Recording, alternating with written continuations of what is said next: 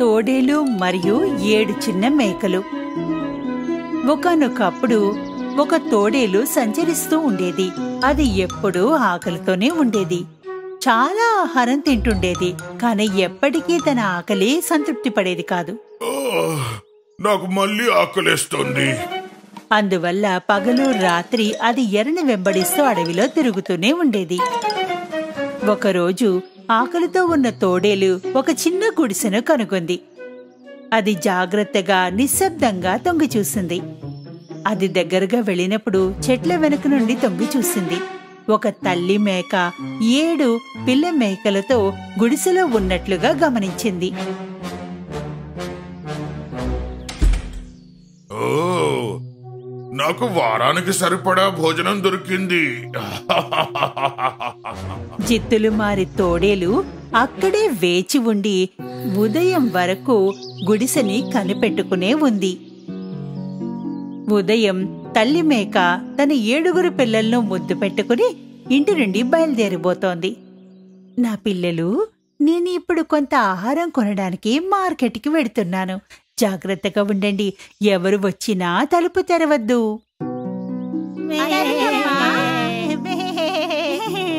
తల్లి మేక మార్కెట్కు వెళ్లడానికి ఇంటి నుండి బయలుదేరింది. అదే సమయంలో తోడేలు గుడిసెను దొంగతనంగా చూస్తూ ఒక అవకాశం కోసం బయటికి దూకింది. అయితే చిన్న మేకలను మోసం చేయడానికి దానికి తెలివైన ఆలోచన అవసరం. ఈ మేకలను పట్టుకోవడానికి ఒక మంచి ఐడియా ఉంది. నేను నా వేషాన్ని మార్చేసుకుంటా. తోడేలు మొదట పాత దుస్తులు ధరించింది. తన చెవులను కిందకి లాక్కుంది. కొమ్మల నుండి 2 మేక కొమ్మలను తయారు చేసి తన తలపై ఉంచుకుంది. అప్పుడు తన పాదాల్ని పిండితో కప్పుకుంది. తనకు తెలియని వ్యక్తి ఇంటి నుండి తాజాగా ఉన్న వెచ్చని యాపిల్ పైని దొంగిలించింది. ఇప్పుడు నా గొంతును కూడా నేను ఇలా మార్చేసుకుంటాను. మీరు చాలా తెలివిగలవాణ్ణి కదా. తోడేలు గుడిసె ముందు భాగంలో నెమ్మదిగా నడుస్తూ 3 సార్లు తలుపు తట్టింది. చిన్న మేకలు శబ్దం విని వెంటనే తలుపు దగ్గరికి వచ్చాయి. వారిలో ఒకరు ఉత్సాహంతో తలుపు తెరవబోతుంటే మరొక చిన్న మేక దాన్ని హెచ్చరించింది. ఆగు, నువ్వలా తలుపు తెరవకూడదు. ముందు నువ్వు ఎవరు అని అడగాలి. వచ్చింది ఎవరు? ఇది నేనే పిల్లలు, మీ బామ్మని. నేను మిమ్మల్ని పార్కుకి తీసుకువెళ్ళడానికి వచ్చా. మా అమ్మమ్మ చాలా దూరంగా ఉంటుంది. మీరు ఆమె కాదు. అయ్యో పిల్లలు, చాలా దూరం నుంచి ప్రయాణం చేశా. సరే గాని మీరందరూ త్వరగా వచ్చేయండి, మనం పార్కుకి వెళ్ళాలి కదా. తోడేలు అలా చెప్పినప్పుడు చిన్న మేకలు తలుపు కింద చూసి తోడేలు పాదాల వైపు చూశాయి. చూడండి, ఆమె పాదాలు మనలాగానే తెల్లగా ఉన్నాయి. అవును, కానీ ఆమె గోళ్ళు చాలా పొడవుగా ఉన్నాయి. చిన్న మేకలు మళ్లీ తలుపు తెరవనప్పుడు తోడేలు తనతో తెచ్చిన యాపిల్ పై వాసనని చూసింది. చూడండి, మీకు చాలా ఇష్టమైన యాపిల్ పైని తీసుకొచ్చాను. మరి గుంట నక్కలకి యాపిల్ పై చేయడం రాదు కదా. మరి మేకలన్నీ యాపిల్ పై వాసనకి ఉత్సాహంగా తలుపులు తెరిచాయి. వచ్చింది మారువేషంలో ఉన్న తోడేలు అని ఎవరికీ అర్థం కాలేదు. అమ్మమ్మ రండి, పార్కుకి వెళ్దాము. మనం వెనక్కి వచ్చాక ఆపిల్ పై తిందాము. చిన్న మేకలు మరియు తోడేలు గుడిసె నుండి బయలుదేరాయి. నాకు చాలా ఆకలిగా ఉంది, నన్ను నేను ఆపుకోలేకపోతున్నా. మేకలు సంతోషంగా నడుస్తున్నప్పుడు తోడేలు దుస్తులు చెట్టు కొమ్మకు ఇరుక్కున్నాయి. తోడేలు వేసుకున్న బట్టలు నెమ్మదిగా జారిపోయాయి. తోడేలు భయంకరమైన బొచ్చును చూసిన చిన్న మేకలు భయంతో ఆశ్చర్యపోయాయి.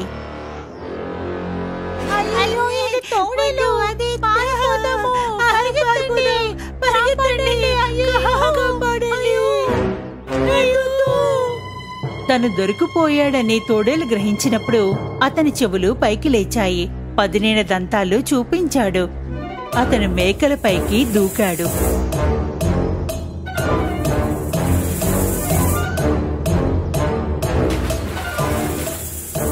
అతను వాటిని కనుక్కొని ఒక్కొక్కటిగా పట్టుకున్నాడు.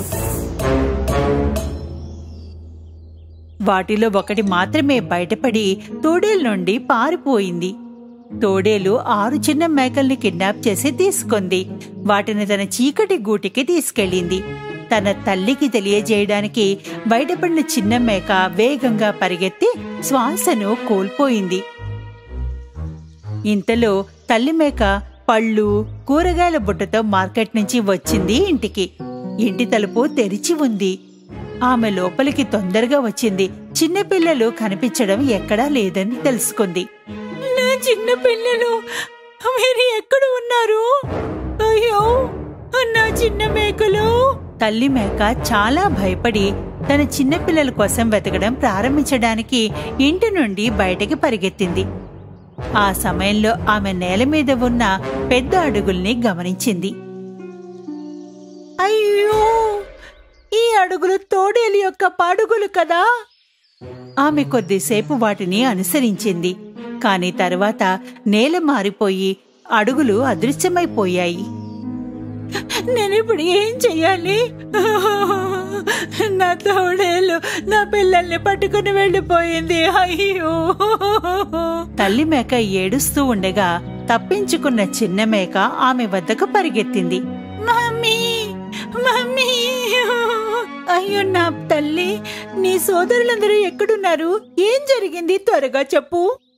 ఆకలితో ఉన్న తోడేలు అమ్మమ్మలాగా మారువేషంలో వచ్చి మమ్మల్ని అపహరించుకోవడానికి ప్రయత్నించింది. నేను తప్పించుకున్నాను. అవి ఎక్కడున్నాయో నాకు తెలుసు. తల్లి మేక మరియు ఆ చిన్న బిడ్డ కలిసి తోడేలు గుహ వైపుకు పరిగెత్తాయి. వారలా వచ్చినప్పుడు చిన్న మేకల గొంతులు విన్నారు.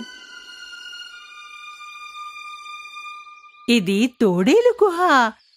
మనం ఇప్పుడు చాలా జాగ్రత్తగా ఉండాలి తల్లి. ఇతర చిన్న మేకలను ఒకదాన్ని కాపాడడానికి తల్లి మేక మరియు తెలివైన చిన్న మేక కలిసి వచ్చారు. వారిద్దరూ తోడేలు ఇంటి ముందు నిలబడి చేతులతో లోపలికి భారీ ఎలుగుబంటి నీటిని తయారు చేశారు. లోపల తోడేలు చిన్న మేకలను తినబోతోంది. కాని భయానక ఎలుగుబంటి ఆకారపు నీడని చూసింది. నేను చాలా ఆకలితో ఉన్నాను. నా కడుపు చాలా పెద్దది. ఎలుగుబంటిని నా కడుపు నింపే తోడేలు ఇక్కడ ఉండాలి.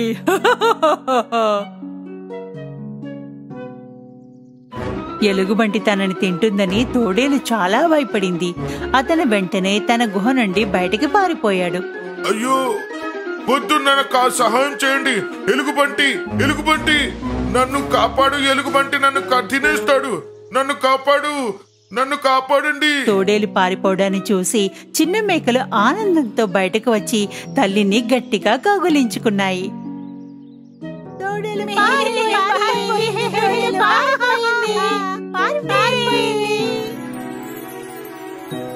అప్పటి నుండి తల్లి మేక మరియు ఆమె 7 పిల్లలు అడవిలోని వారి గుడిసెలో తోడేలు నుండి దూరంగా ప్రశాంతమైన జీవితాన్ని గడిపారు.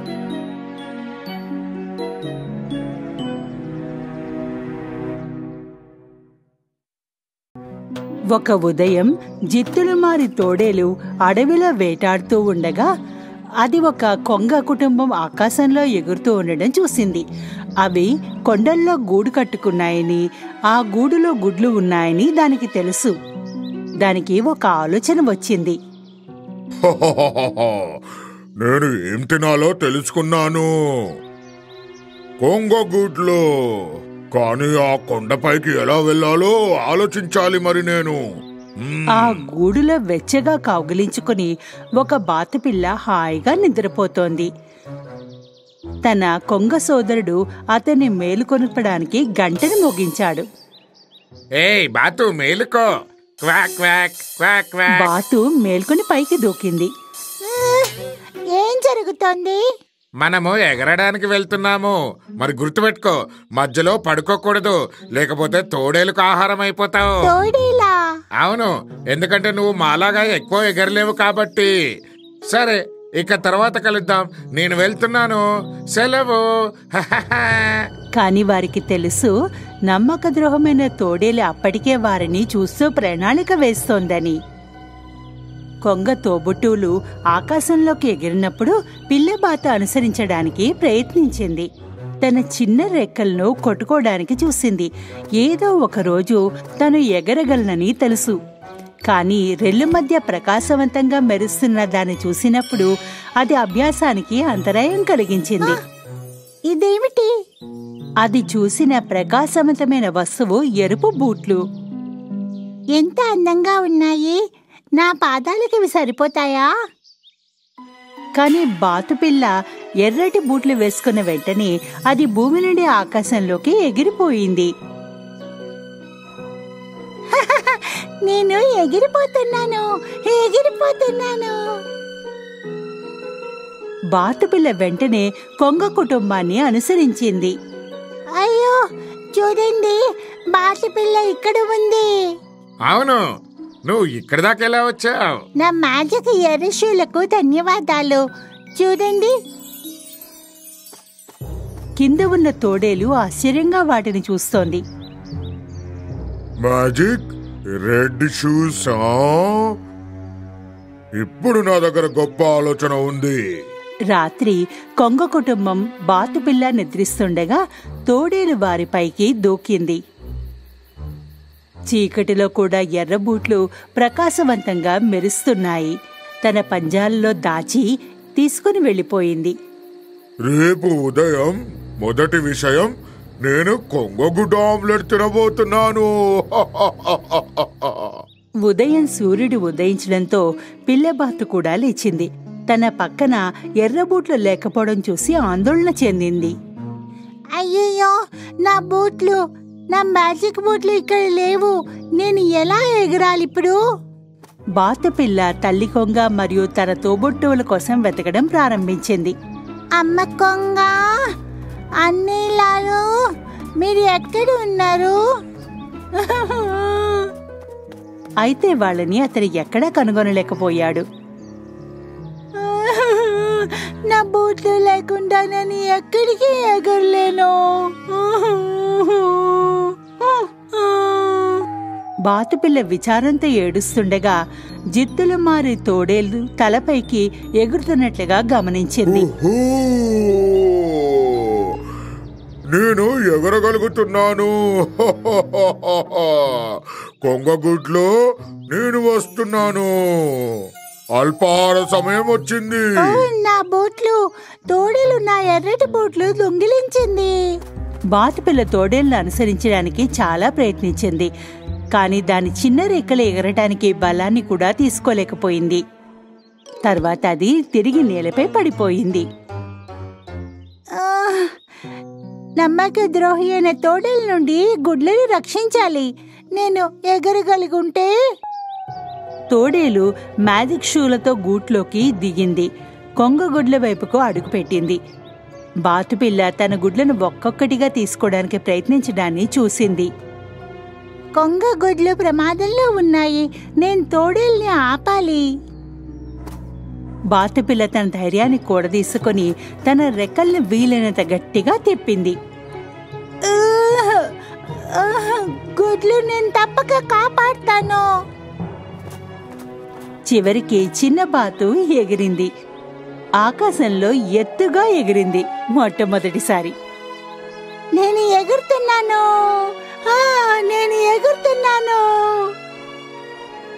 పిల్లబాతు నేలపై దిగింది. తోడేలుపైకి దూసుకుంది. అది మ్యాజిక్ షూస్ యొక్క షూ స్ట్రింగ్స్ ని పట్టుకుని త్వరగా లాగింది. బుల్లిబాతు బూట్లు. సరిగ్గా అప్పుడే కొంగ కుటుంబం త్వరగా బాతుపిల్ల వద్దకు వచ్చి ఆవేశంతో తోడేలును గూడు నుండి తరిమి కొట్టాయి.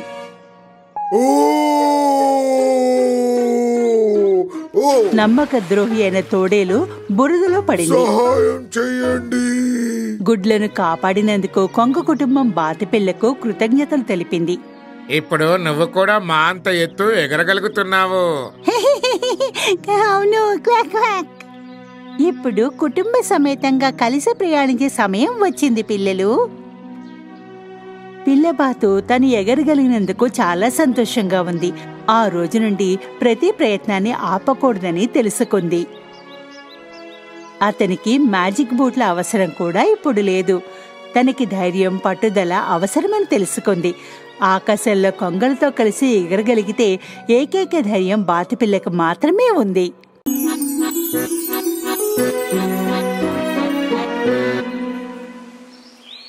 ఒకానొక సమయంలో ఒక అన్నా చెల్లెళ్ళు ఉండేవారు, హెన్సెల్, గ్రెటెల్. వాళ్ళు చాలా చిన్నగా ఉన్నప్పుడు వాళ్ళ అమ్మ మరణించింది. వాళ్ళు తండ్రితో కలిసి అడవిలో ఒక గుడిసెలో ఉండేవారు. వాళ్ళ నాన్న డబ్బు సంపాదించడానికి కట్టెలు కొట్టేవాడు. పని, పిల్లల్ని చూసుకోవడం మధ్య సతమతమవుతూ మరో వివాహం చేసుకోదలిచాడు. అతని కొత్త భార్య ఎంతో ధనవంతుల కుటుంబానికి చెందింది. ఆమెకి నచ్చేది కాదు ఈ పేదరికం, గుడిసెలో ఉండడం. తన సవితి పిల్లలంటే ఏమాత్రం ఇష్టం లేదు. శీతాకాలంలో ఒక రాత్రి నిద్రపోయే ముందు హెన్సెల్, గ్రెటెల్కు ఏవో శబ్దాలు వినిపించాయి. వాళ్ల కొత్త అమ్మ వాళ్ల నాన్నతో ఏదో చెబుతోంది. శీతాకాలంలో ఇల్లు గడవాలి, తినడానికి సామాన్ తక్కువ అవుతుంది. ఈ పిల్లల్ని పంపించేసాయి, లేకపోతే మనమంతా చచ్చిపోతాం. వాళ్ళ నాన్న గట్టిగా మాట్లాడాడు. నువ్వు మాట్లాడకు, వీళ్ళని రేపు దూరంగా ఎక్కడైనా వదిలి వచ్చేస్తా. ఇది విని గ్రెటెల్ ఏడవసాగింది.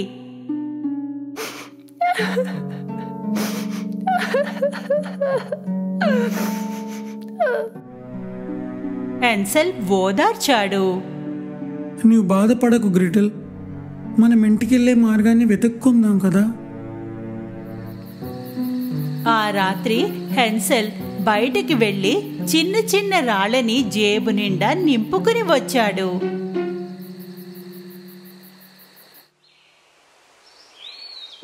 మర్నాడు ఉదయాన్నే వాళ్లంతా ఇంటికి దూరంగా వెళ్లసాగారు. తండ్రి పిక్నిక్ వెడుతున్నామని చెప్పాడు. వెడుతూ ఉండగా హెన్సెల్ ఎవరికీ కనిపించకుండా దారిలో రాళ్లను వేస్తూ దారి గుర్తు చేసుకున్నాడు.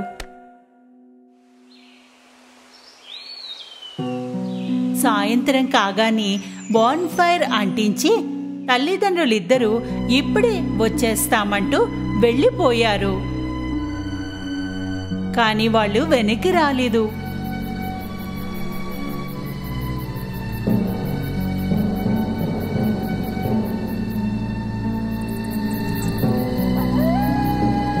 రాత్రి కాగానే అడవి జంతువులు మరింత అరవసాగాయి. వీటన్నింటినీ వింటూ హెన్సెల్, గ్రెటెల్ అక్కడే మంట దగ్గరే కూర్చుని ఉండిపోయారు, చంద్రుడు కనిపించే వరకు. అప్పుడు తను వేసిన రాళ్లను చూసుకుంటూ ఇంటివైపు వెళ్లసాగారు. భలే మంచి పని చేసావు హెన్సెల్, నువ్వు చాలా తెలివైన వాడివి. వాళ్ళిద్దరూ ఇంటికి చేరగానే తండ్రి ఆశ్చర్యపోయాడు, చాలా సంతోషించాడు. ఇక తల్లి సంతోషించినట్లుగా చూపించింది, కాని అంతా నాటకం. ఆమె ఏమాత్రం సంతోషించలేదు. 3 రోజుల తర్వాత వాళ్ళ తల్లి మళ్ళీ వాళ్ళని వదిలించుకోవాలని ప్రయత్నించింది. ఈసారి రాత్రి వాళ్ళ గదికి తాళం వేసింది. దాంతో హ్యాన్సెల్ రాళ్ళని ఏరుకోలేకుండా ఉండేందుకు. అయితే హ్యాన్సెల్ తెలివైనవాడు. ఈసారి వెడుతూ అతను బ్రెడ్ ముక్కల్ని తన పాకెట్లో ఉంచుకుని దారికి గుర్తుగా పడేశాడు.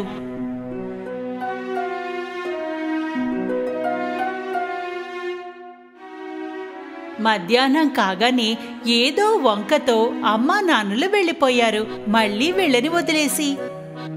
వాళ్ళు ఇంక రారు అని నిర్ణయించుకున్నాక హాన్సెల్ ఇంకా గ్రెటెల్ సూర్యాస్తమం కాకముందే బయలుదేరిపోయారు. అయితే ఈసారి వాళ్ళకి బ్రెడ్ మొక్కలు కనిపించలేదు, ఎందుకంటే బ్రెడ్ని పక్షులు తినేశాయి. గ్రెటెల్ ఏడవసాగింది. హాన్సెల్ కూడా కంగారు పడ్డాడు. ఇప్పుడు ఈ ఇద్దరు దారి తప్పారు.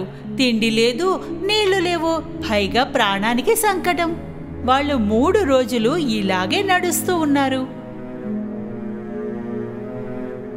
3వ రోజు వాళ్ళకి ఒక తెల్లటి పక్షి కనిపించింది. అది వీళ్ళకి పాట వినిపించింది.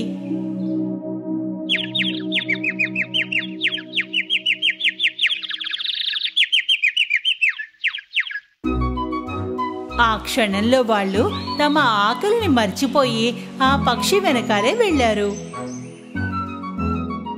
అలా వెనకాలే వెడుతూ ఒక విచిత్రమైన ఇంటిని చేరుకున్నారు. ఆ ఇంటి తలుపులు బ్రెడ్వి, పైకప్పు, కిటికీలు క్యాండీలతో కట్టినవి. అన్ని వైపులా క్రీమ్ ఉంది. హాన్సెల్ గ్రెటెల్ సంతోషాన్ని తట్టుకోలేకపోయారు. మొత్తం అలసడిని మర్చిపోయి ఆ ఇంటి వైపు పరుగులు తీశారు. అక్కడ ఏదైనా తినడానికి వెళ్ళగానే లోపల నుండి మాటలు వినిపించాయి. అరే, ఎవరు కొరుకుతున్నారు నా ఇంటిని?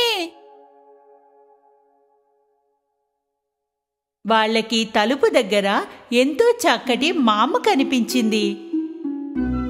ఆమెకి జరిగిందంతా చెప్పారు. ఆమె వాళ్ళిద్దరినీ లోపలికి పిలిచింది. ఇంటి బయట లోపల స్థితి పూర్తిగా భిన్నంగా ఉంది. లోపల చీకటిగా ఉంది. మనసుకి బాధగా ఉంది. కానీ ఆకలి బాధ. వాళ్ళిద్దరూ ఎక్కువ ఏమీ ఆలోచించలేదు. ఆ మామ వాళ్ళకి వేరువేరు రకాల వంటకాలు పెట్టింది. అలాంటి వంటకాలు మునుపెన్నడూ వాళ్ళు తినలేదు.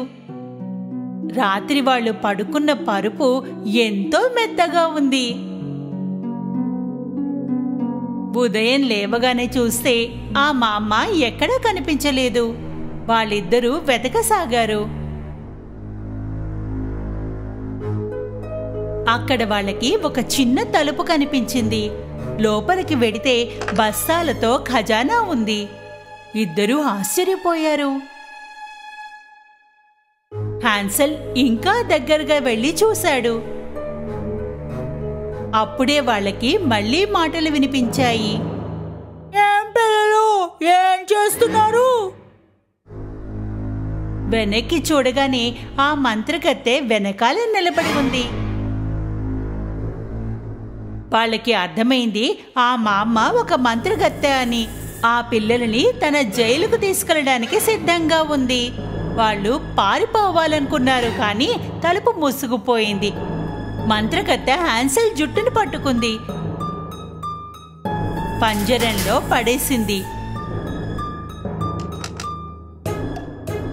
గ్రెటెల్ని కిచెన్లోకి ఈడుస్తూ లాక్కొచ్చింది.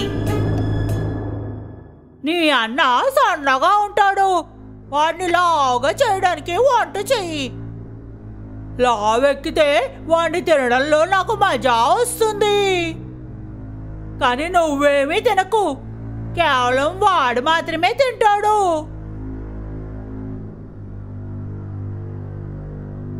గ్రెటెల్కు ఆమె చెప్పిన మాట ఒప్పుకోవాల్సి వచ్చింది. హాన్సెల్ తెలివైనవాడు. మంత్రగత్తెని మోసం చేయడానికి మార్గం ఆలోచించాడు. ప్రతి రాత్రి మంత్రగత్తె నిద్రపోగానే పంజరం కింద మట్టిని తవ్వేవాడు. మంత్రగత్తె ప్రతిరోజు చూస్తుండేది హాన్సెల్ లావెక్కాడా లేదా అని. హాన్సెల్ ఏమీ తినేవాడు కాదు. మొత్తం భోజనం ఆ గోతిలో వేసేవాడు. మరోవైపు గ్రెటెల్కి ఇంకా భోజనం వండమని చెప్పేది. ఎన్నో రోజులు ఇలాగే సాగింది. లావెక్కినా సన్నగా ఉన్నా ఈరోజు హాన్సెల్ పై వండుతాను, ఆమె గ్రెటెల్కి చెప్పింది. కిచెన్లోకి వెళ్ళి చూడు, పిండి ఉడికిందో లేదో. గ్రెటెల్ భయపడింది, కానీ హెన్సెల్లా ఆమె కూడా తెలివైందే. ఆమెకి అర్థమైంది మంత్రగత్తె హెన్సెల్ని అవెన్లో తోసేస్తుందని. నా తల లోపలి పట్టడం లేదు, పిండి కనిపించడం లేదు అని గ్రెటెల్ అంది. మంత్రగత్తె తన తలని లోపలికి పెట్టింది. సమయం చూసి గ్రెటెల్ మొత్తం శక్తిని కూడా తీసుకుని మంత్రగత్తెని లోపలికి తోసేసింది. ఆ తలుపు మూసేసింది.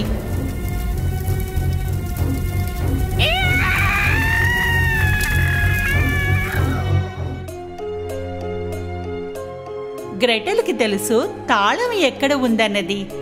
క్షణాల్లో తాళం తీసి గ్రెటెల్ని బయటికి రానిచ్చింది. అవన్ నుండి మంటలు మొత్తం ఇల్లంతా వ్యాపించాయి. వాళ్ళిద్దరూ అక్కడి నుండి బయటపడి అడవి వైపు పరుగులు తీశారు. ఎక్కడికి వెళ్లాలో వాళ్ళకి తెలియడం లేదు. కొంతసేపటి తర్వాత వాళ్ళకి ఒక నది కనిపించింది. ఒక పెద్ద బాతు నదిని దాటించింది. వాళ్ళిద్దరూ అటు ఇటు చూస్తే వాళ్ళకి తెలిసింది ఎక్కడ ఉన్నారన్నది. వాళ్ళు పరిగెత్తుతూ ఇంటిని చేరుకున్నారు. పిల్లల్ని చూసిన తండ్రి చాలా సంతోషించాడు. ఏడుస్తూ అతను చెప్పాడు, వాళ్ళిద్దరినీ అడవిలో వదిలిపెట్టి వచ్చిన కొద్ది రోజులకే వాళ్ళ అమ్మ పుట్టింటికి వెళ్ళిపోయిందని. వాళ్ళిద్దరి కోసం ఎంతో వెతికినా కనిపించలేదని చెప్పాడు. ఇద్దరు పిల్లలు వాళ్ళ నాన్నని ఎంత ప్రేమించారంటే అన్నీ మర్చిపోయారు. అయితే తండ్రికి ఒక సర్ప్రైజ్ తెచ్చారు. వాళ్ళు తమ జేబులో నుండి బోలెడు వజ్రాలు, ముత్యాలని తీశారు. మంత్రగత్తె ఇంట్లో దొరికినవి. తండ్రి వీటిని చూసి ఆశ్చర్యపోయాడు. వాళ్ళకి ఇంకా ఎలాంటి కష్టం కలగలేదు. సంతోషంగా జీవించసాగారు.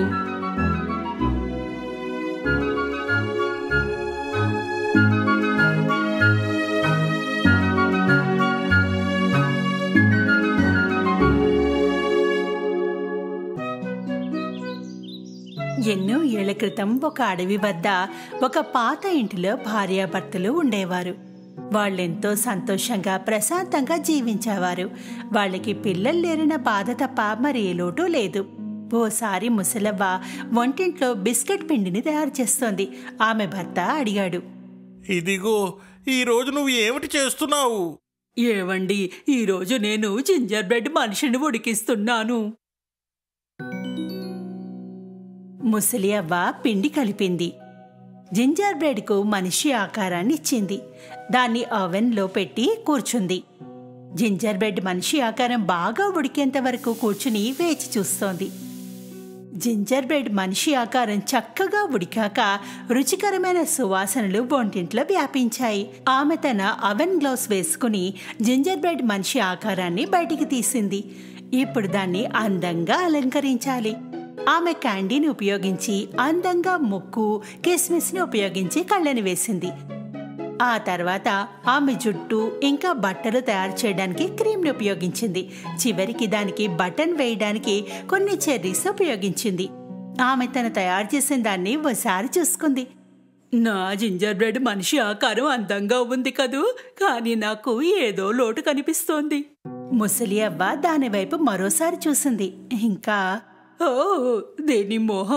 నేను దీని మొహాన్ని తయారు చేయడమే మర్చిపోయాను. ఆమె క్రీమ్ని ఉపయోగించి జింజర్ బ్రెడ్ ముఖాన్ని తయారు చేసింది. ఇప్పుడు నా జింజర్ బ్రెడ్ పూర్తయింది. ఆ క్షణంలో ఏదో విచిత్ర సంఘటన జరిగింది. ధన్యవాదాలు. అరే, కానీ ఇదెలా సాధ్యమయ్యింది? నువ్వు మాట్లాడగలవా? జింజర్ బ్రెడ్ మనిషి ఆకారం ఉన్నట్టుండి లేచి నిలబడింది. పరిగెత్తడం మొదలెట్టింది. అవును, నేను పరిగెత్తగలను కూడా. జింజర్ బ్రెడ్ మనిషి ఆకారం వంటింటి మధ్యలో కుర్చీ మీద నుండి నేలపైకి ఎగిరింది. తోట వైపు పరిగెత్తింది. తలుపు నుండి పరిగెత్తింది. వెనక్కిరా, వెనక్కి తిరిగిరా. ముసలి అవ్వ అరుస్తూనే ఉంది.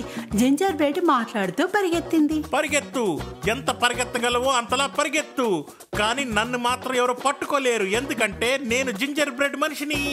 ముసలి అవ్వ తోటలోకి వెళ్ళింది.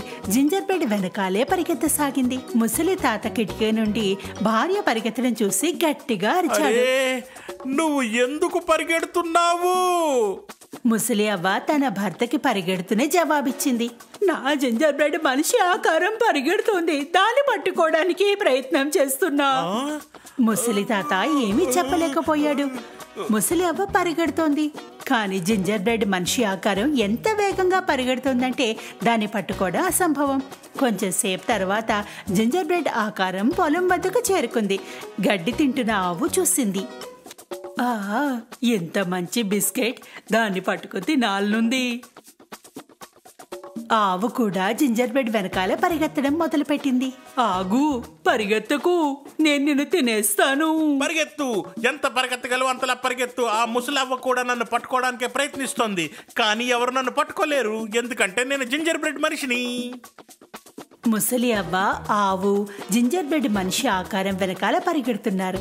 ఈసారి ఒక గాడిద జింజర్ బ్రెడ్ మనిషి ఆకారాన్ని చూసింది. జింజర్ బ్రెడ్ మనిషి, నా నోట్లో నీళ్లు వస్తున్నాయి, ఆగు, నేను నిన్ను పట్టుకుంటాను. జింజర్ బ్రెడ్ మనిషి ఆకారం పరిగెడుతూ గాడిదకు జవాబిచ్చింది. ఎంత వేగంగా పరిగెత్తగలవు అంతలా పరిగెత్తు. ఆ ముసలవ్వ, ఆవు కూడా నన్ను పట్టుకోవడానికి ప్రయత్నిస్తున్నాయి, కానీ ఎవరు నన్ను పట్టుకోలేరు, ఎందుకంటే నేను జింజర్ బ్రెడ్ మనిషిని. అలా పరిగెడుతూ ఉండగా జింజర్ బ్రెడ్ మనిషి ముందు, దాని వెనకాల ముసలి అవ్వ, ఆవు, గాడిద పరిగెడుతున్నారు. అదే సమయంలో ఒక కోడి ఆహారం వెతుక్కుంటోంది. అది జింజర్ బ్రెడ్ మనిషిని చూసింది. ఇది నా మధ్యాహ్న భోజనం, కొకరకో. అప్పుడు కోడి కూడా వెనకాలే పరిగెత్తింది. నువ్వు ఎంత వేగంగా పరిగెత్తగలవో పరిగెత్తు, జింజర్ బ్రెడ్ మనిషి, నేనే నిన్ను పట్టుకుంటా. నువ్వు ఎంత వేగంగా పరిగెత్తగలవో పరిగెత్తు. ముసలి అవ్వ, ఆవు, ఆ పంది కూడా నన్ను పట్టుకోలేకపోయాయి, నువ్వు కూడా నన్ను పట్టుకోలేవు, ఎవరు కూడా, ఎందుకంటే నేను జింజర్ బ్రెడ్ మనిషిని. జింజర్ బ్రెడ్ మనిషి ముందు, వెనకాలే ముసలి అవ్వ, ఆవు, గాడిద, కోడి పరిగెడుతున్నాయి. అందరూ జింజర్ బ్రెడ్ మనిషి వెనకాలే పరిగెడుతున్నారు. జింజర్ బ్రెడ్ మనిషి ఎంతో వేగంగా పరిగెడుతున్నాడు. జింజర్ బ్రెడ్ మనిషికి ఎంతో సంతోషంగా ఉంది, తనపై తనకే గర్వంగా ఉంది. నేను ప్రపంచంలోనే వేగంగా పరిగెట్టగలిగే మనిషిని, సరి వేగంగల జింజర్ బ్రెడ్ మనిషిని, అది నేనే, నన్ను ఎవరూ పట్టుకోలేరు, ఎందుకంటే నేను జింజర్ బ్రెడ్ మనిషిని. జింజర్ బ్రెడ్ మనిషి ముందు చూస్తే ఎదురుగా ఒక నది ఉంది. అతను ఆగిపోయాడు, ఎందుకంటే దానికి తెలీదు నీళ్లు తనని కరిగిపోయేలా చేస్తాయని. ఓహో, ఇప్పుడేం చెయ్యాలి నేను? ముసలి అవ్వ, ఆవు, గాడిద, కోడి దగ్గరగా వచ్చాయి. అదే సమయంలో చెట్టు వెనకాల నుంచి ఒక తెలివైన నక్క ముందుకు వచ్చింది. నాకు ఈత కొట్టడం వచ్చు, నీకు కావాలంటే సాయం చేయగలను. జింజర్ బ్రెడ్ మనిషి దీని గురించి ఆలోచించాడు. నువ్వు నన్ను తినేస్తే ఎలా మరి? నువ్వు చింతించకు, నేను నిన్ను తినను, అటువైపు దాటించడంలో నేను నీకు సాయం చేస్తాను. జింజర్ బ్రెడ్ మనిషి జిత్తుల మారి నక్కని నమ్మింది. దాని వెనకాలే కూర్చుంది. ఎంత వీలైతే అంత గట్టిగా పట్టుకుంది. నక్క నదిలోకి దూకి ఈత కొట్టసాగింది. ఈలోగా ముసలి అవ్వ, ఆవు, గాడిద, కోడి నది ఒడ్డుకు చేరుకున్నారు. వాళ్ళు జింజర్ బ్రెడ్ మనిషి నక్క వెనకాల కూర్చుని నదిని దాటడం చూశారు. వారు నిస్సహాయంగా బ్రెడ్ దూరం కావడాన్ని చూశారు. అది ఇంకా ఎప్పటికీ దక్కదని తెలిసింది. అరే నక్క, నీ తోకని పైకి పెట్టు, నేను చాలా వరకు తడిసిపోయాను. నా నడుంపై పడుకో, సురక్షితంగా ఉంటావు. జింజర్ బ్రెడ్ మనిషి దాని నడుంపై వాలింది. నక్క కొంచెం సేపు ఈదింది, కానీ నీళ్లు ఇంకా లోతుగా ఉండడంతో నక్క నడుం కూడా నీటిలో మునిగిపోయింది. నాకు భయం వేస్తుంది, నువ్వు తడిసిపోతావని. నువ్వు నా తలపై ఎందుకు కూర్చోవు? ఆ తల కాస్త ఎత్తులో ఉంటుంది కదా. జింజర్ బ్రెడ్ మనిషి నక్క తలపైకి ఎక్కింది. నక్క తన యోజనకు ముగింపు ఇచ్చింది. తలని నీటిలో ముంచింది. నీరు చాలా ఎక్కువగా ఉంది, నువ్వు నా ముక్కుపై కూర్చో, అది ఇంకాస్త ఎత్తులో ఉంది కదా. జింజర్ బ్రెడ్ మనిషి నక్క ముక్కుపై కూర్చుంది. ఒడ్డుకు చేరుకునేలోగా నక్క జింజర్ బ్రెడ్ మనిషిని ముక్కు కింద నోటిని తెరిచింది. జింజర్ బ్రెడ్ మనిషి దాని నోట్లోనే పడిపోబోయింది. నక్క తినేసేది కూడా. కానీ అలా జరగలేదు. ఎప్పుడైతే జింజర్ బ్రెడ్ మనిషి గాల్లో ఉన్నప్పుడు పైనుండి ఒక కాకి ఎగురుతూ వచ్చింది. అది జింజర్ బ్రెడ్ మనిషిని తన ముక్కుతో పట్టుకుంది. జింజర్ బ్రెడ్ మనిషిని కాకిని ఇంకాస్త ముందుకు వెళ్ళనిచ్చాక అడిగాడు, కాకి అల్లం బిస్కెట్ తింటుందా? ఎప్పుడైతే కాకి మాట్లాడడానికి నోరు తెరిచిందో జింజర్ బ్రెడ్ మనిషి కింద పడిపోయింది. వెంటనే బ్రెడ్ తనకు వీలైనంత వేగంగా పరిగెత్తసాగింది. నువ్వు ఎంత వేగంగా పరిగెట్టగలవో పరిగెత్తు. ఆ ముసలి అవ్వ, ఆవు, పంది, కోడి ఇంకా నక్క కూడా నన్ను పట్టుకోవడానికి ప్రయత్నించాయి, కానీ నేను చేతకు చిక్కలేదు, ఎందుకంటే నేను జింజర్ బ్రెడ్ మనిషిని. జింజర్ బ్రెడ్ మనిషి పరిగెడుతూనే ఉన్నాడు, ఎప్పుడూ ఆగలేదు. ఒకవేళ జింజర్ బ్రెడ్ మనిషి పరిగెడుతూ మీ ఇంటి ముందుకే వస్తే దాన్ని పట్టుకోవాలని అనుకోవద్దు, ఎందుకంటే జింజర్ బ్రెడ్ మనిషిని ఎవరూ కూడా పట్టుకునే ధైర్యమూ చేయలేరన్నమాట.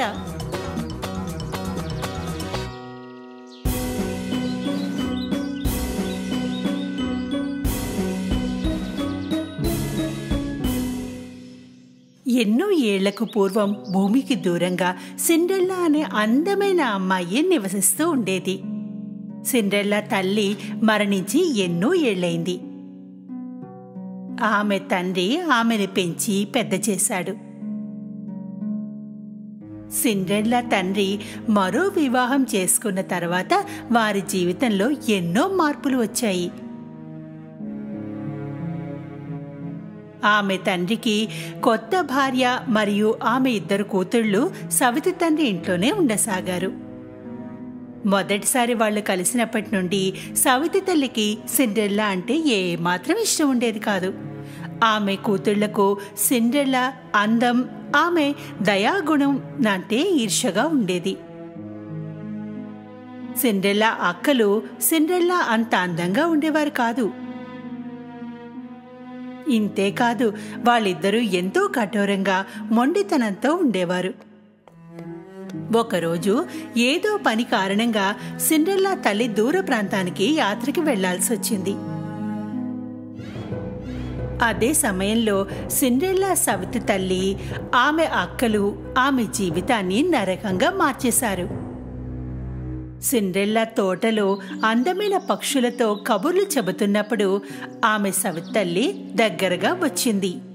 ఈ రోజు నుండి నువ్వు ఇక్కడే పడుండు, ఇంటి పనంతా చెయ్యాల్సింది. నువ్వు ఇంత మంచి బట్టలు వేసుకుని తిరగడం నాకిష్టం లేదు. సిండ్రెల్లాకి ఆమె చెప్పింది ఏమీ అర్థం కాలేదు. నిస్సహాయంగా ఆమె చెప్పినట్లే చేయసాగింది. ఆమె తన వస్తువుల్ని తీసుకుంది, పాకలోకి వెళ్ళిపోయింది.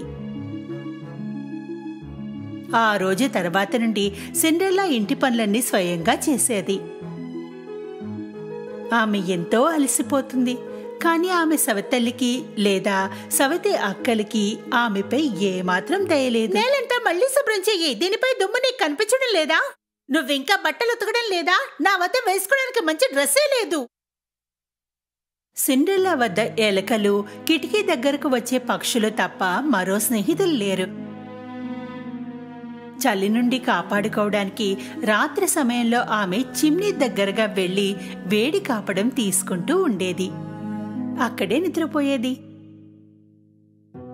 ఇలాగే రోజులు గడిచిపోయాయి. ఓ రోజు పట్నంలో రాజ్యం నుండి ఒక ప్రకటన జరిగింది. మా రాకుమారుల ద్వారా మహల్లో ఒక పార్టీ జరగనుంది. పెళ్లి కోసం అర్హులైన అమ్మాయిలందరూ ఈ పార్టీకి ఆహ్వానించబడుతున్నారు. సవతి అక్కలు ఈ ప్రకటనని విన్న వెంటనే పరిగెత్తుకుంటూ ఇంటికి వెళ్లి తమ తల్లితో ఈ విషయాన్ని చెప్పారు. పార్టీలో మీరిద్దరూ అందరికంటే అందంగా ఉంటారు. రాజకుమారుడు మీ ఇద్దరిలో ఒకరిని ఎంచుకోవాలి. ఈ విధంగా మనందరం మహల్లో ఉండగలం, అంతే కదా? నేను మీ ఇద్దరి కోసం గౌను, చెప్పులు కొంటాను. పదండి, మనం కొనడానికి వెడదాం. సవితి తల్లి మరియు సవితి అక్కలు బయటికి వెళ్లిపోయారు. అక్కడ నిలబడి వాళ్ల మాటలు వింటున్న సిండ్రెల్లా బాధగా ఉండిపోయింది. ఎన్నో రోజులు తయారీలు జరుగుతూనే ఉన్నాయి. సవతి అక్కల గౌను కుట్టించి వచ్చేసింది. ప్రతిరోజు వాళ్ళు ఆ గౌను వేసుకుని అద్దం ముందు నించుని తమ అందాల్ని చూసుకునేవారు.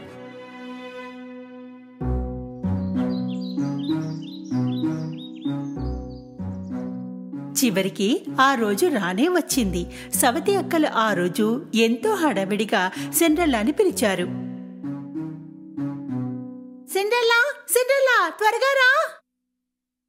ఎక్కడ ఉన్నావు? త్వరగా మా స్నానానికి నీళ్లు సిద్ధం చేయి. రోజంతా సిండ్రెల్లా తన అక్కల తయారవడంలో సహాయపడుతూనే ఉంది.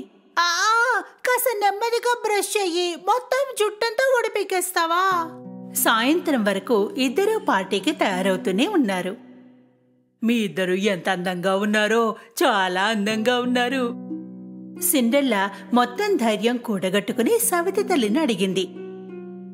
నేను కూడా పార్టీకి రావచ్చా? ఎవరు, నువ్వా? అవును, వాళ్ళు యవ్వనంగా ఉన్న కన్యలందరినీ పిలిచారుగా.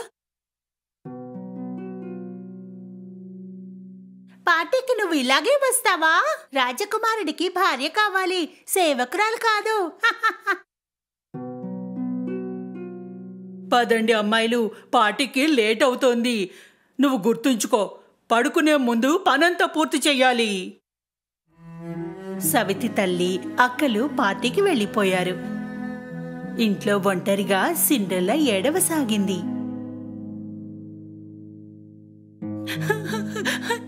నేను పార్టీకి ఎందుకు వెళ్ళకూడదమ్మా?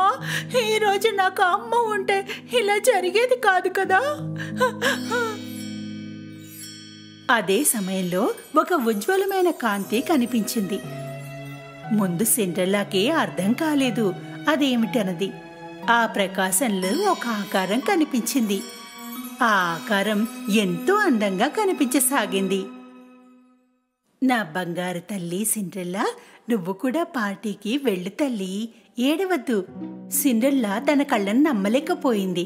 కంగారుగా అడిగింది, నేను కూడా పార్టీకి వెళ్ళొచ్చా? నేను ఎలా ఉన్నానో చూడు. చింతించకు, నేను నీకు సహాయం చేస్తాను. నాకు ఒక ఆనపకాయ, 7 ఎలకల్ని అందివ్వు. సిండ్రెల్లాకి అర్థం కాలేదు ఆమెకి ఈ వస్తువులు ఎందుకు కావాలో. కాని ఆమె అడిగినవి మాత్రం ఇచ్చింది. ముందు వంటింట్లోకి వెళ్ళింది, పెద్ద ఆనపకాయని తెచ్చింది. తన గోదాంలోకి వెళ్ళింది, ఎలక మిత్రుల్ని తోడుగా తీసుకుని వచ్చింది. పరి తన మంత్రదండంతో ఆనపకాయని అందమైన బండిగా మార్చేసింది. ఎలకల వైపు తిరిగింది. వాటిలో నుండి ఒకదాన్ని డ్రైవర్ చేసేసింది. మిగతా ఎలకలని అందమైన గుర్రాలుగా మార్చేసింది. ఆశ్చర్యంగా సిండ్రెల్లా బండిని, గుర్రాల్ని చూస్తూ ఉండిపోయింది. అప్పుడు పరి ఆమె వైపు తిరిగింది. తన మంత్రదండంతో సిండ్రెల్లాని తాకింది. ఆమె పాత డ్రెస్ ఒక అందమైన పార్టీ గౌన్గా మారిపోయింది.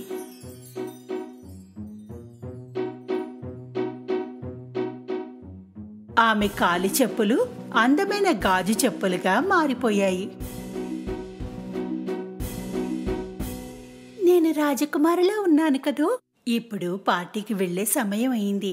కానీ మర్చిపోకు, 12 గంటలు కాగానే నువ్వు ఇంటికి తిరిగి వచ్చేయాలి. ఎందుకంటే ఆ తర్వాత నువ్వు మునుపటిలా అయిపోతావు. సిండ్రెల్లా పరికి ధన్యవాదాలు చెప్పుకుంది. వెళ్లి బండిలో కూర్చుంది. మహల్ వైపు పయనించింది. ఆమె అందమైన బండిని చూస్తుండిపోయింది. ఆమె దాన్ని గుర్తుపట్టలేకపోయింది. ఉన్నట్టుండి మెట్ల దగ్గర రాజకుమారుడు కనిపించాడు. సిండ్రెల్లా నిజంగానే పార్టీలో ఉన్న అందరి అమ్మాయిల కంటే అందంగా ఉంది. రాజకుమారుడి మొదటి చూపులోనే అందమైన అమ్మాయిని ప్రేమించాడు. ఆమె సవతి తల్లి, సవతి అక్కలు ఎంతో సంతోషంగా ఉన్నారు. వాళ్ళు ఆమెని గుర్తుపట్టలేకపోయారు. ఉన్నట్టుండి రాజకుమారుడు మెట్ల వద్ద కనిపించాడు. సిండ్రెల్లా పార్టీలో ఉన్న అందరు అమ్మాయిల కంటే అందంగా ఉంది. రాజకుమారుడికి మొదటి చూపులోనే ఆ అందమైన అమ్మాయి నచ్చింది. అందరూ ఆమెను ఎంతో ఉత్సాహంగా చూస్తున్నారు. ఆమె నెమ్మదిగా ముందుకు రాసాగింది. సవతి అక్కలు ఎంతో సంతోషంగా ఉన్నారు. రాజకుమారుడు తమ వైపే వస్తున్నాడని. ఓ, అతను నా వైపే వస్తున్నాడు. లేదు, నా వైపు వస్తున్నాడు. కాని రాజకుమారుడు వాళ్ళని దాటి ముందుకు వెళ్లి ఆగాడు. హే సుందరి, నాతో కలిసి నువ్వు నాట్యం చేస్తావా? సిండ్రెల్లా ఎంతో సంతోషంగా ఒప్పుకుంది. రాజకుమారుడు సిండ్రెల్లా ఉత్సాహంగా చూస్తూ ఆహ్వానించబడి వారంతా చూస్తుండగానే నాట్యం చేశారు. సిండ్రెల్లా సంగీతం, నృత్యం చూశారు. ఆమె కనిపించింది ఆ మహల్లో రాజకుమారుడు తను తప్ప మరెవరూ లేనట్టుగా. వాళ్ళిద్దరూ అర్ధరాత్రి వరకు నృత్యం చేశారు. సిండ్రెల్లాకి ఎంత సమయం అయిందో తెలియలేదు. ఉన్నట్టుండి ఆమె చూపు గడియారంపై పడింది. అర్ధరాత్రి అయింది. అదే సమయంలో సిండ్రెల్లా పరి ఇచ్చిన హెచ్చరిక గుర్తొచ్చింది. 12 గంటలు కాగానే నువ్వు ఇంటికి వచ్చేయాలి, ఎందుకంటే ఆ తర్వాత నువ్వు మునుపటిలా అయిపోతావు. కంగారు పడుతూ ఆమె రాజకుమారుణ్ణి అక్కడే వదిలి పరిగెత్తి వెళ్ళిపోయింది. ఆమె మెహలు మెట్టు దిగుతున్నప్పుడు ఆమె ఒక చెప్పుని అక్కడే వదిలేసింది. ఆమె వద్ద దాన్ని తీసుకునే సమయం కూడా లేదు. బయటికి వస్తూనే 12 గంటలు గడియారం కొట్టింది. మళ్ళీ అన్నీ మునిపటిలాగానే మారిపోయాయి.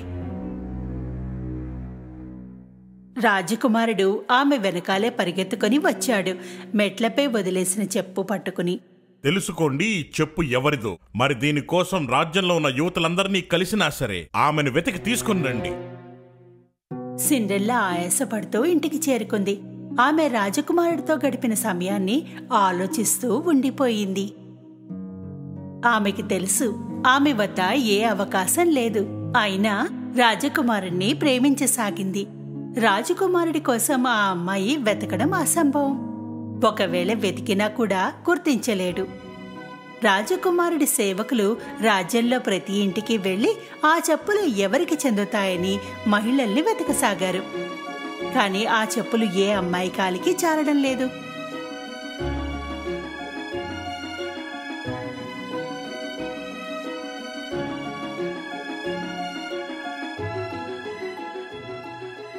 చివరికి రాజకుమారుడి మనుషులు సిండ్రెల్లా ఇంటికి చేరుకున్నారు. సిండ్రెల్లా రాజకుమారుడి బండిని ఇంటి ముందు ఆగడం చూసి ఎంతో సంతోషించింది. సిండ్రెల్లా గదిలో నుండి బయటికి రాబోయింది. ఆమె సవితి తల్లి తలుపు దగ్గర కనిపించింది. నువ్వెక్కడికి వెడుతున్నావు? నువ్వు కూడా చెప్పులు వేసుకోవడానికి ప్రయత్నిస్తావా ఏమిటి?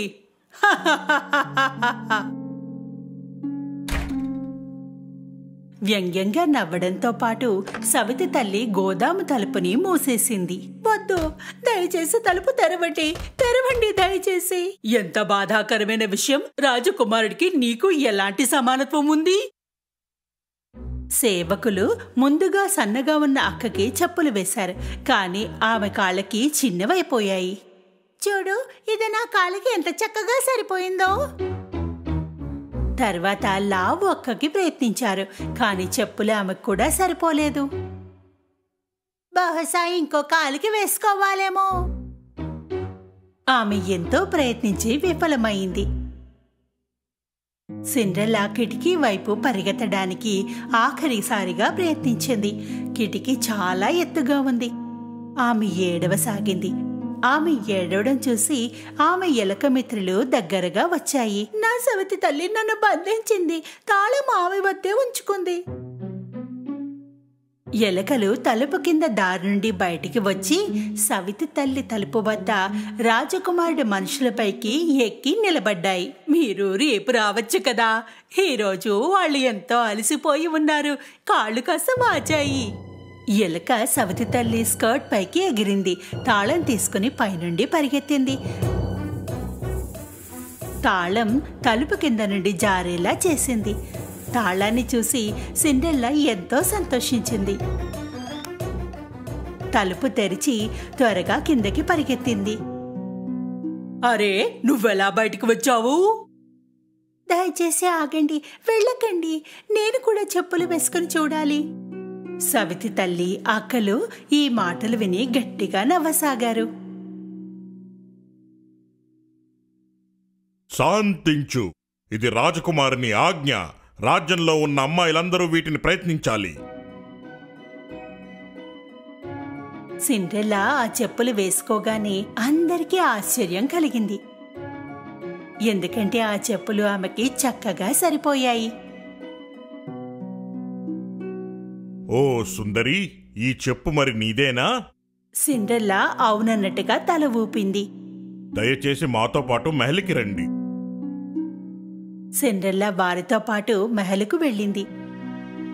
వారు ఆమెని రాజకుమారుడి ఎదుట నిలబెట్టారు. రాజకుమారుడు సిండ్రెల్లా కళ్ళలోకి చూడగానే అతనికి తెలిసింది ఆ రాత్రి ఆమె తనతో కలిసి నృత్యం చేసిందని. చివరికి నిన్ను నేను వెతకగలిగాను. నువ్వు నన్ను వివాహం చేసుకుంటావా? సంతోషంగా కన్నీళ్లు నిండిన కళ్ళతో ఆమె రాజకుమారుడి ప్రస్తావనని స్వీకరించింది. వారు వివాహం చేసుకుని ఎంతో సంతోషంగా జీవించారు.